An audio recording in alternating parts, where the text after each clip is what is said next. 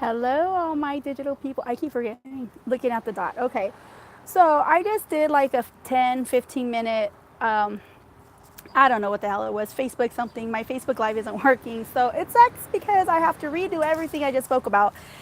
And okay, it's about energy exchange and watching, like how you're putting your energy out. And I had my whole setup and everything. So I'm like, you know what? Forget that stuff. I'm just going to come out, put my freaking white headphones, had like a little microphone thing.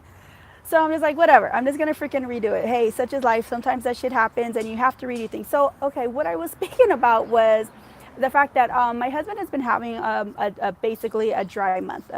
When he first started his position at this four-season resort, he was doing really well, especially for a newcomer. So this month though has been really kind of strenuous and hard. It's been a lot of soul searching, a lot of digging. He'd come home, and we talk about a lot of the things that are like happening and going on, and we were doing like a lot of mindset work and spiritual work and stuff like that. And so today, I was thinking, man, he's got to get one, like eventually. And even I'm kind of getting like a little bit skeptical. But here's the thing: he's in that position. He's the one delivering himself at the time. So I can only do my best to support him and to help him with where he's at and with what he's doing. So today he didn't get it. How we code that is we say, okay, it's a stepping stone, meaning it's a stepping stone closer to the next yes. He told me that today what happens is usually they bring the people to what's called the table, where they go in and they, write out the paperwork, they discuss and negotiate and whatever, the, determine price points and then monthly payments and all that. So what happens is usually when it looks like the sale's not going to happen, they call in the next higher up, which is the manager. So this manager comes and my husband was explaining, like, this guy, he sits there and he gets down like real close to you and he like peers into your soul and he's talking to you and he's like very straightforward and this and that, and he's like, really like really good with it. And I was like, oh, I was like, and he makes sales like that? He's like, yeah, he makes sales like that. I was like, okay, that's cool. I was like, well, is it ethical? Like, and he's like, well, what do you mean? Like, is he like rude or mean? Or I was like, no. I was like, that doesn't mean he's not, ethical. It just means he's rude or he's just mean with how he does things, and then nobody, will work with him. I was like, but is he like truthful in what he's saying? Is he going to deliver what he's actually giving out to the customer? What? Hold up. I don't know why that posted, but maybe it's letting y'all know that I'm on live. Okay, so hold on one second. Let me get comfortable. So he's like, yeah, he's like, no, he's ethical. He, like he's just very like kind of hardcore and in your face, excuse me, and just about, like making the sale and like basically like calling you out on your shit, basically. I was like, oh, okay. I was like, well, that's cool. And he's like, yeah, he goes, I just don't know what's going on with me. Like, I have no ideas. And so, like I was mentioning in my previous video, it had stated all this, that I was saying I like to share my personal things of what's going on, and because that's the closest thing I know right now, because it, things that I go through, things that my husband is going through, and like things that I help him through. And so I was like, well, what do you think it is? He's like, well, I'm not sure. I was like, well, let's think about this. I was like, so it seems like that guy has like really good, like, hold on, let me change my, like, energy. It seems like his energy is really about like no bullshitting, like, like, are we gonna do this or not, and this and that. And he like lets them know, like, hey, this is something that is good for you, like, do you want to take this, or if not, somebody else will take it. And some people are like that. Some people are like, if it's not you, it's the next person. And sometimes I think maybe you have to be that way, because some people like to tire kick. They like to tire kick, and well, and if you don't put some kind of pressure on them, they tire kick throughout their entire life. That's all these people do, is tire kick. So I was saying on the other video too, like I said, well, you have to put yourself in their shoes, and you have to understand that a lot of these people are afraid to let go of this money. A lot of these people have spent hours and maybe a lot of effort and maybe long nights or days or whatever, accumulating this money. So to them, the only thing that they know is, wow, I have this 10,000 or 20,000 or whatever it is that they have, and this is good, like. And so for them, it feels safer, it feels better to hold on to that versus to use it use it for what it's intended for. And what money, cash money, is intended for is not to hold on to. It's not the freaking money and the greenbacks that's important. But it's crazy because people live their life and they act that way. But what the purpose of money is to basically like barter and get shit that, and to experience, and you buy things so you can experience, which is why it cracks a lot of us up, that are like into entrepreneurship and on their way to make millions and all that. It's because people try to say, really like ridiculous things like, oh, well, money can't buy you happiness. And in fact, that's a fallacy. It's not true. It's not the fact of it's the money, it's what money can get for you. So my point was, I was telling my husband, I said, you have to understand, for these people, there's some things that this is as good as it's going to get. And they only have one shot to really put their money into something that they're going to be able to remember and hold on to and experience for once in their life. For us, it's different. For us, the possibilities are endless, they're limitless. We know that if something doesn't come through, or if we miss the mark on something, that's okay, because we know that there's hundreds and tens and hundreds of more opportunities, waiting around the corner. So for these people, though, it's not that way. And for a lot of people, for the common man and for the common woman, their mindset is just not that way. They don't get it, And it's not to judge, it's not to shame these people in any way. My heart really goes out to those people, because to live in a world like that, when you can pretty much create your world and manifest your world and design your world the way you want it, it's heartbreaking. That's what it is. It's heartbreaking. But I said, you have to meet them where they're at.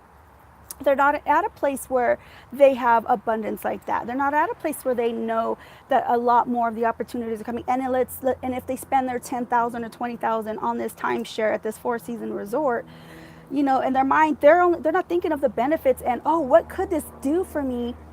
If I were to take it, and if I were to be relaxed, and if I were to get these great ideas, and if I were to just put myself in a different environment. They're not thinking of it that way.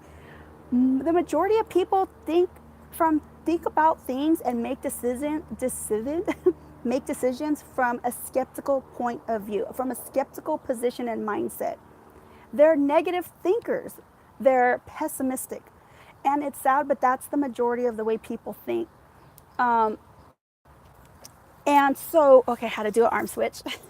And so I told him, you have to meet them where they're at, and you have to really, it's almost like, I don't want to say that because I know I'm probably going to get kicked back from this, but it is what it is. It's almost like you have to, like, they're like the child and you're like the parent, and you're not patronizing them, but it's like you're loving them. You're being kind to them. Like, sometimes I tell my husband, like, you're very hard on our kids, and you think that they should know these things, and you get frustrated that they don't know it, but you don't sit there and get upset at them. You don't, hold up, don't do that. You don't sit there and like shame them, or like berate them and stuff. You love them through it. You love them, you help them, you uplift them, you are patient so that they can eventually get to that point that you want them at, right? Because sometimes we want people to come up to our level. That's what we want. And that is great. That is beautiful. That's a good thing in certain situations and circumstances. But when you're trying to help somebody, essentially it's their choice, and they have to see it, and they have to believe and feel like they're the ones making that choice, not you. Nobody wants to ever feel like they're getting sold to. Nobody wants to be like, well, because you told me. Because the minute you say, well, I told you, that, like, they shut off. They turn off their life. She didn't tell me nothing. Like, I'm a grown ass man or woman or whatever, and it's sad, but people don't care to really be truthful, authentic with things, and really come from a space of love and care. They just want to be right, and it's shitty, but that's just how it is sometimes. And so I told him, I said, you got to put yourself in their shoes. Like, they're afraid to let go of that money. They're afraid of the what ifs, because their what ifs aren't like I mentioned earlier, like, okay, well, what if this is good for me? What if this is positive? What if it opens up new doors? Their what ifs are all negative, and they're scary, and they're discouraging.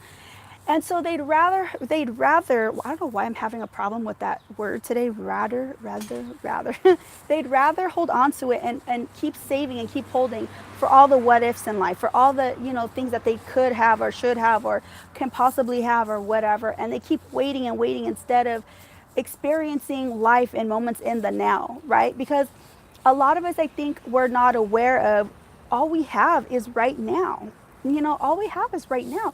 And if you're saving that money, for like an emergency, which I personally don't believe, so I wouldn't even be a part of that circle. I don't believe in like just saving and like hoping and staying safe and like, oh, just in case something happens, you know, I mean, I do to an extent, but not in the deficit. I want to do it in the surplus and more of, like that I have so much money that, okay, I can put some aside because just in case something happens or something like that. Or I want to make more money just in case something happens that way. Not, oh, I got to save and hold my money. And here's another thing that I put out in my last video. I was saying that a lot of people don't realize that when you hold on to things and you don't open and you're not generous and you don't let the flow of life happen and let the cycle of generosity and abundance and wealth make its rounds, basically, it's like you're clogging up your own freaking pipe. You're clogging up your own abundance pipe. And because you're holding it and you're not releasing it. So it never gets a chance to go out into the world. It never gets a chance to go to the next person. It never gets a chance to bring happiness and joy to somebody else because you're too busy holding on to it and on the what ifs, and you're not putting it to use. And money is not meant to just be held on to. Money is meant to be used as an exchange. It's used to purchase the things for you to experience things. It's used to experience people, places, things. But that's all we ever do things for, is for a feeling and it's for experience. It's not just to buy it, just to freaking have, like 10 shirts or whatever. But some of us get that confused, which is what happens. We go down that rabbit hole. We do buy like 10 shirts that we don't give a shit about because it's just like, oh, it feels good to do it. But it's, but that's a whole nother, I'm not trying to go into all that. Oh, my arm is I need to work out my arms. So like the natural flow of how money and currency is supposed to operate and it's supposed to work. So, just so I told them you need to meet people where they're at. So I said, so for them, they don't realize it, but they're really, it's a catch-22. They want more, but they don't release for more. They don't let go to receive more. So in their mindset, it's like, I have to hold on to this because I'm not going to get any more. And if this is all there is, right? So I told them you have to help them to see the benefits of what this place can offer for them. It don't matter if it's freaking $100 or $200 or $300. When somebody wants something and they see the value in it and they're like, oh my God, like this is what can deliver me from my situation, from my pain, from my suffering. This is what I need, because there's some people that will work themselves literally to death, right? They work themselves to death because they don't ever take vacation. And sometimes it takes somebody coming along, like my husband's manager apparently, to get in your face and be like, look, this is what vacation can provide for you, like this is what it can do for you and your life and for your family, and then a ripple effect outward. Of course, I'm sure he doesn't say ripple effect outward, but he uses something else, right? But like, the whole point of this was the energetics, right? So like, if you haven't noticed the energetics coming from me when I'm speaking to you about something, it's because I genuinely and deeply and wholeheartedly believe in it. It's because I really care about you. It's because I genuinely care about helping you out there and wanting to know that you guys are going to make it to the next level, that you guys know that there's more out there, that there's an opportunity around the corner, and so when you speak to people, when you talk to people about what it is that you're doing, and if you can't put your energy behind it and you're just kind of like flatline, you're like, yeah, well, we got this timeshare and it's good. And hey, those payments though, they can be only $100, and maybe for some people, that's all they care about. They just care about the bottom line. But most people don't do things based off of logicality. They do it. They buy with emotion and then they justify it with logic. And that's a tidbit from Dan Lok. So thank you, Dan Lok, if you ever come across this. But no, it's absolute truth. He completely articulated that perfectly, and I believe that. People buy emotionally and then they justify it, with rationality.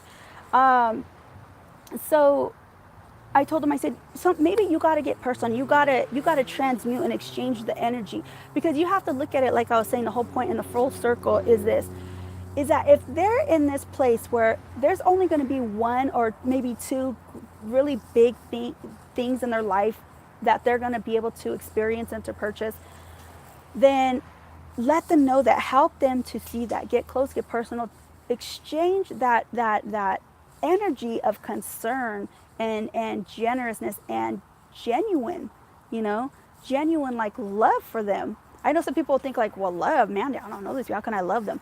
You don't have to know somebody to send love their way. You don't have to know somebody to emit that energy of love to them. So, you know, I told them, you know, just kind of get in there and like really help them to see like what this can do for your life. Don't just say the words though. You got to like speak those words into life. You got to get those words like, you know, like energetically behind what you're saying.